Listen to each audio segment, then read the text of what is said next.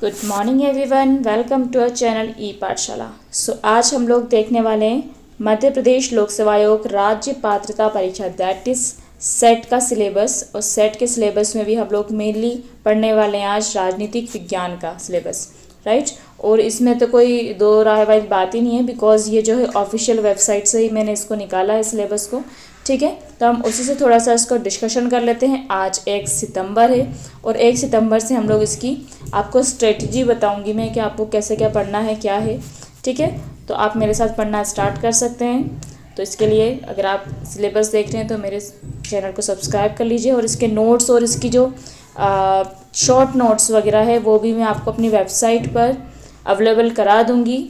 तो मेरी वेबसाइट पे जब मैं अपडेट करूँगी तो आपको उसके लिए मेरी वेबसाइट को सब्सक्राइब करना पड़ेगा, बिकॉज़ मैं अपडेट करूँगी तो आपके पास उसका नोटिफिकेशन आ जाएगा। ओके, सो मेरी वेबसाइट है e-pathshala.com। तो आप उस पर जाके मेरी वेबसाइट को सर्च कर सकते हो, ठीक है। उसको सब्सक्राइब कर लीजिए ताकि मैं आपको शॉर्ट नोट्स इसके दे सकूँ।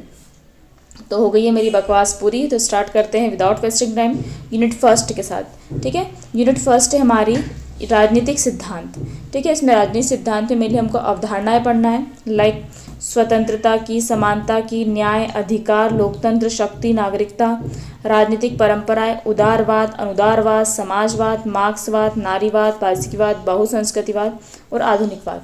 अब इससे रिलेटेड मैं आपको जो लोग हैं, मतलब जो मेन इसके लोग हैं, जैसे इसके जो रोल्स है वो इसके आ जाते हैं, ठीक है। और लॉ इसके आ जाएंगे, अधिकार के आ जाएंगे, लोकतंत्र की कौन कौन बात कर रहा है, शक्ति की बात मार्गेंथाउ, मतलब कुछ कुछ लोग हैं, उन लोगों के नाम, ठीक है, उन लोगों के नाम, उनकी इम्पोर्टेंट बुक्स मैं आपको शॉर्ट नोट इसके दूंगी, 1 लाइन पॉइंट्स होंगे, ठीक है। तो बस आपको उसको देखना है और एक बार पढ़ना है, ठीक है। तो कुछ कुछ लोग जैसे बहुसंस्कृतिवाद की आ जाए, विल किमलिका के नाम आ जाए, तो भैया वो यहाँ से वहाँ तक किसी से रिलेटेड नहीं है, वो बहुसंस्कृतिवाद से ही रिलेटेड है, ठीक है। ऐसे बहुत सारे लोग हैं, मैं अब इसमें इतना सारा डिस्कस नहीं करना चाहूँगी, ठीक है। जैसे शुरू के जो बड़े बड़े वर्ड हैं उसमें हमको कम से कम 10 लोगों को रटना है, जो कि मैं आपको रटवाऊँगी, ठीक है। और बाकी के जो उसमें 3-4 लोग हैं, इतना कुछ ज़्यादा भी नहीं है, ओके। सो हम लोग उनकी बुक्स और वो याद कर लेंगे। और जहाँ तक रहे उनके इम्पॉर्टेंट कथन की बात, तो आईएमपी कथन ही बता सकती हूँ, बाकी एग्ज़ाम तो पता नहीं कहाँ से कथन उठा के लाती है। बाकी हाँ, जितने हम प्रीवियस ईयर में आए हैं उतने तो कथन रिवाइज कर ही लेंगे, ओके। दूसरी इकाई हमारी भैया आ रही है राजनीतिक चिंतन। राजनीतिक चिंतन जो है, इन्हीं लोगों ने हमको ये अवधारणाएँ दी है, ठीक है। जैसे हम बात करें, ये देखिए 1 मिनट, अगर मैं इसमें बात करूँ, चलो उठा लेते हैं नारीवाद को। तो नारीवाद में मेरी वॉलस्टनक्रॉफ्ट ने बताया है, ठीक है, जॉन स्टुअर्ट मिल ने बताया है, ठीक है, उस थोड़ा बहुत कार्ल मार्क्स ने भी बताया है, ठीक है। तो ये नारीवाद के बारे में ही आ जाएगा। और मार्क्सवाद तो खैर मार्क्स उसमें आएंगे ही, ठीक है। उसके बाद मार्क्स ने हीगल को क्या बोलते कदमों पे चला था पहले, ठीक है। तो ये जो लोग हैं वही लोग हैं जिन्होंने ये राजनीतिक सिद्धांत दिए हैं। That much is clear to all, ठीक है। तो हमको इन लोगों को पढ़ना है। इन लोगों की वीडियो तो आप लोग मेरे चैनल पे देख सकते हैं, एक की वीडियो बनाई है और उसमें रटवाया है कि आप उसको याद कैसे कर सकते हो, ठीक है। इन सभी की वीडियो बनी हुई है। तो आप मेरे चैनल को एक बार, 1 सितंबर है आज, तो आज से भैया पढ़ना स्टार्ट कर दो। बहुत लंबी मैंने देखा है जो यूट्यूब पे भैया 2-2 घंटे की वीडियोस बन रही है, मतलब एक व्यक्ति पे, इतना भी उसको वो भूत बना के नहीं पढ़ना है, ठीक है। तो आप उतना पढ़ लीजिएगा। उसके बाद 3rd यूनिट हमारी आती है भारतीय राजनीतिक चिंतन। तो भारतीय राजनीतिक चिंतन में भी हमारे धर्मशास्त्र आएगा, कौटिल्य, अगानासुत्त, बर्नी, कबीर, पंडिता रमाबाई। और इसकी वीडियो तो मैंने बहुत अच्छी बनाई है, टेबुलर फॉर्म है, पूरा टेबल के फॉर्म में है। मेरे जो नोट्स थे ना, उन्हीं नोट्स को मैंने इसमें छाप के तो आप लोगों को वीडियो के थ्रू पढ़ाया है। और अगर वो आपको नोट्स चाहिए तो मैं मेरी वेबसाइट पे भी उस सारणी को डाल दूँगी, ठीक है। मतलब ये जितने भी लोग हैं, मतलब इसमें मैंने 5-5 लोगों को उठा के उनकी टेबुलर फॉर्म में पढ़ाया है, ठीक। जैसे पंडिता रमाबाई हो गई, बाल गंगाधर तिलक हो गए, स्वामी विवेकानंद हो गए, रविन्द्रनाथ टैगोर हो गए, उनके बारे में मेन चीज़ें ऐसे करके सारणी में लिख दी है, ताकि आपको रिवीजन में बिल्कुल प्रॉब्लम ना हो, ठीक है। रिविजनल वीडियो ही है वो। तो इसको डीप में पढ़ने के लिए तो खैर हमको बाकी बुक्स दिखी जाती हैं, बट मैं आपको बता रही हूँ कि आपको शॉर्ट नोट में प्रोवाइड करवाऊँगी। तो भैया थोड़ा बहुत तो आपको पहले पढ़ना होगा, ठीक है। और अगर कुछ भी नहीं पढ़ा है तो फिर शॉर्ट नोट ही पढ़ लो, ये भी है, ठीक है। तो ये आ जाएंगे हमारे। फोर्थ यूनिट है हमारी तुलनात्मक राजनीतिक विश्लेषण, ठीक है। इसमें हमको तुलनात्मक राजनीति की, ये फोर्थ एमए में, आप एमए करा होगा ना आपने पॉलिटिकल साइंस में, तो उसका तो एक विषय था भैया ये, ठीक है। तो ये सब उसमें आ जाएगा। संस्थागत उपागम जो होते हैं, जिससे संस्थागत उपागम, राजनीतिक सांस्कृतिक उपागम, इसमें किन किन लोगों के नाम आएंगे, ठीक है। राजनीतिक अर्थव्यवस्था में किन 3 लोगों के नाम फेमस है, ठीक है। नव संस्थावाद में बात करें तो ये सब चीज़ें, उपनिवेशवाद, विऔपनिवेशवाद, ठीक है।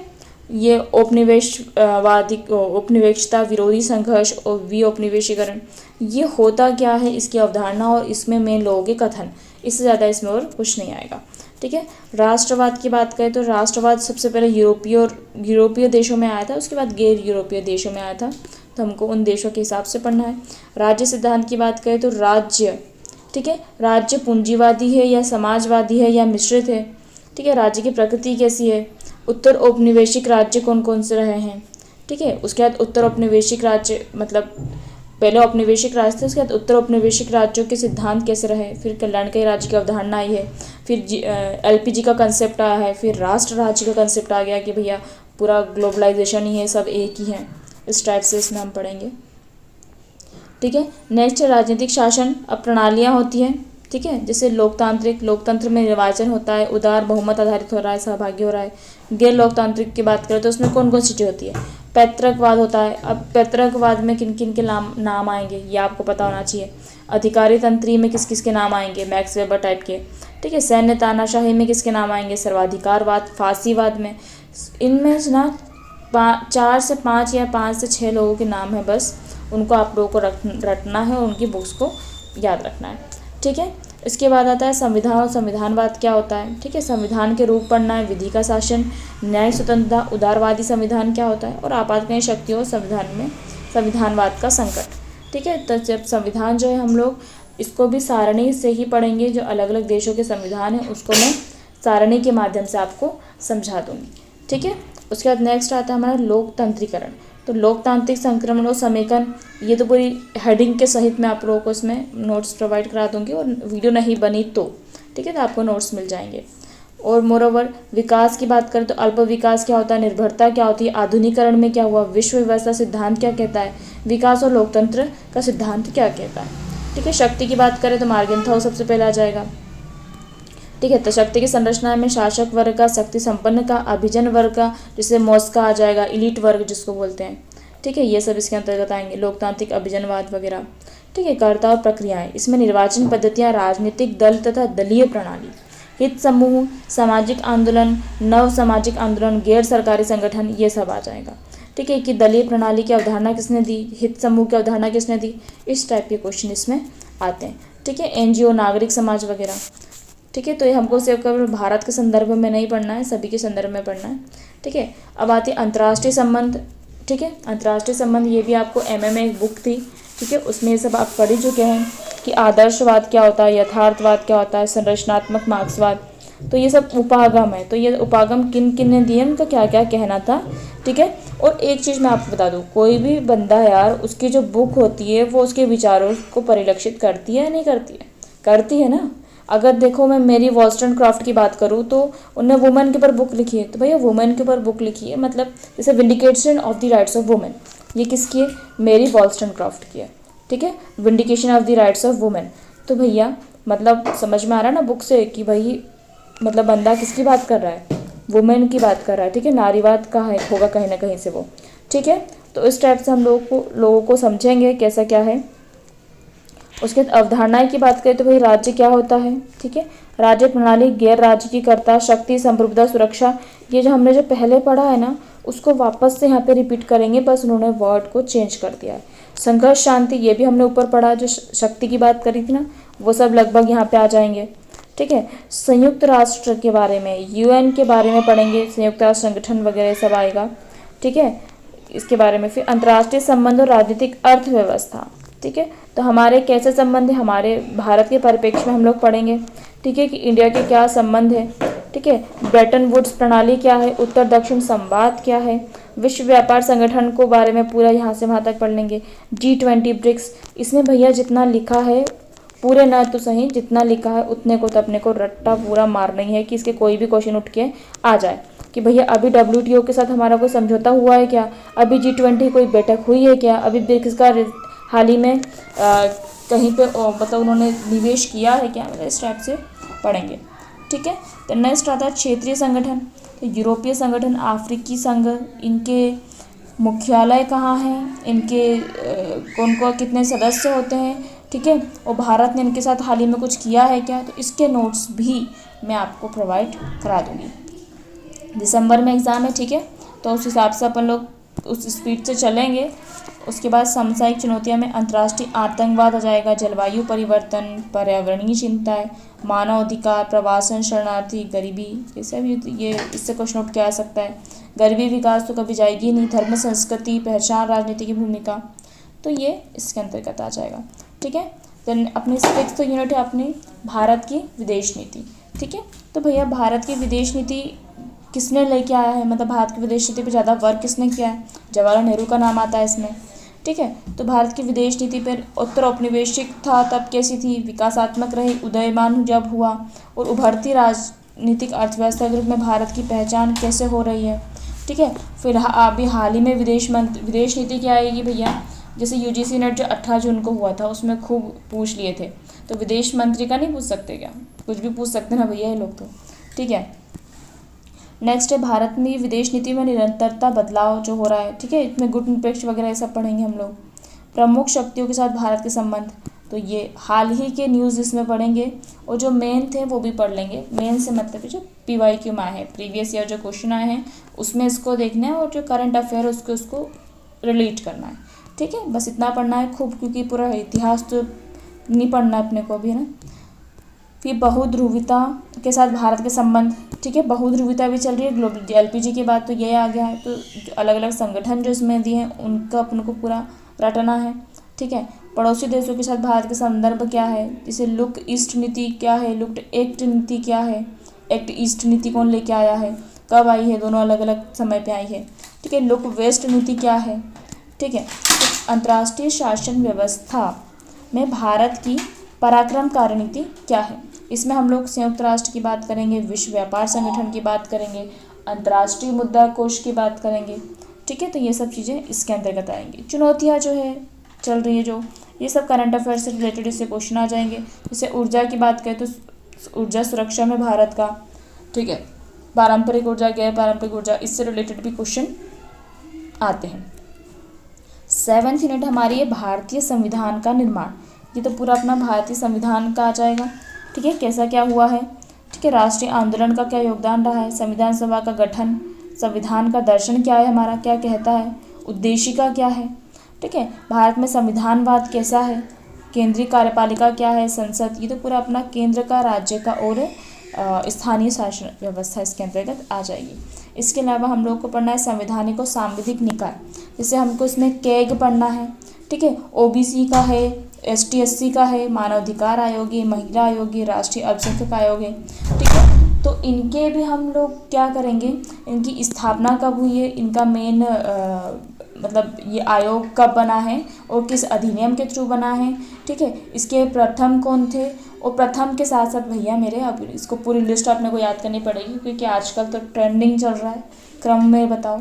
ठीक है। इस टाइप के क्वेश्चन, क्योंकि UGC नेट का बहुत कॉपी करने लग गए आजकल, तो हो सकता है कि ये सेट भी क्या करें, मतलब इनके जैसे ये हो गया महालेखा परीक्षक को ही बोल दिया क्रम में लिखो, कौन पढ़ता है भाई, पर पढ़ना पड़ेगा। ठीक है। तो जितने एटलीस्ट संविधानिक निकाय दिए हैं तो उसको क्रम में अपने को पढ़ना है, तो इसके नोट्स भी आपको प्रोवाइड करा दिए जाएंगे। ओके। देन नेक्स्ट हमारी 8th यूनिट आती है भैया भारत में राजनीतिक प्रक्रियाएं।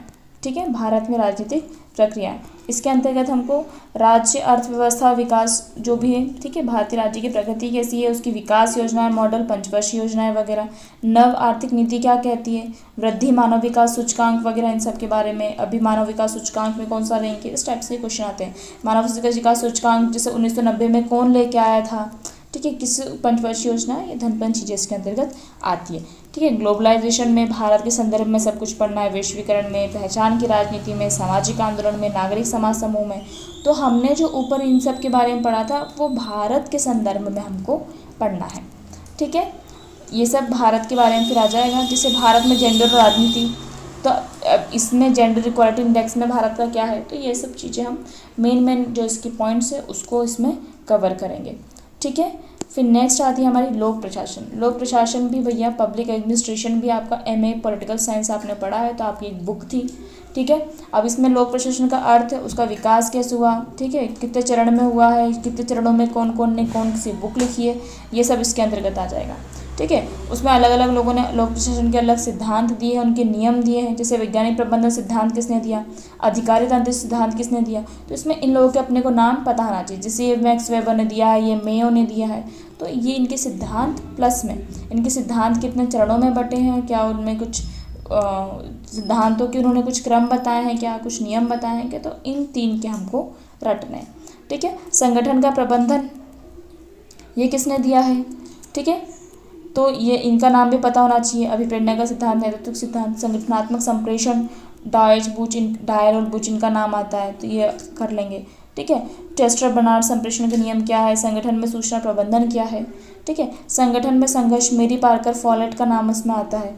ठीक है। तो इसमें मैं आपको रटवा दूंगी कि इसको कैसे याद करना है। फालतू का संघर्ष, ठीक है, इस टाइप से। उद्देश्य आधारित जो हमको पीटर ने दिया है, तो हमको उद्देश्य हमको बिना डर कर आगे बढ़ना चाहिए। ठीक है। तो उस टाइप से इसका आ जाएगा। द नेक्स्ट हम लोग की लास्ट मिनट है क्या, भारत में शासन विधि तथा लोकनीति। ठीक है। अब इसमें आ जाएगा शासन, सुशासन और लोकतंत्री शासन, ये सब भारत के संदर्भ में है। ठीक है। भारत में उत्तरदायित्व नियंत्रण की अवधारणा क्या है, ठीक है, क्या उसका मतलब क्या होता है और उसकी क्या बनना चाहिए, उसके इर्द गिर्द जो विधायिका कार्यपालिका है उनका इसमें पढ़ना है। ठीक है। उसके बाद आएगा सुशासन के स्थानिक तंत्र। ठीक है। उसके बाद आएगा ग्राम रूट जमीनी स्तर पर योजना विकास, सामाजिक आर्थिक विकास के उपकरण, लोक नीति की निगरानी और मूल्यांकन। ठीक है। तो ये सब चीज़ें, जन सुनवाई वगैरह, ऑडिट, ये क्या होता है, कौन इसकी अवधारणा लेके आया है। ठीक है। तो इन सब के बारे में हमको पढ़ना है। ये इसका इंग्लिश में सिलेबस है, मैंने आपको हिंदी में पूरा समझा चुकी हूँ। सो अगर आपको इसका PDF वगैरह चाहिए तो आप मुझे कमेंट कर सकते हैं। ठीक है। और अगर इसके कुछ भी नोट्स वगैरह आपको चाहिए, कोई सारणी वगैरह चाहिए, तो भी आप मुझे कमेंट कर सकते हैं। Thank you for watching my video. मिलते हैं नेक्स्ट वीडियो में।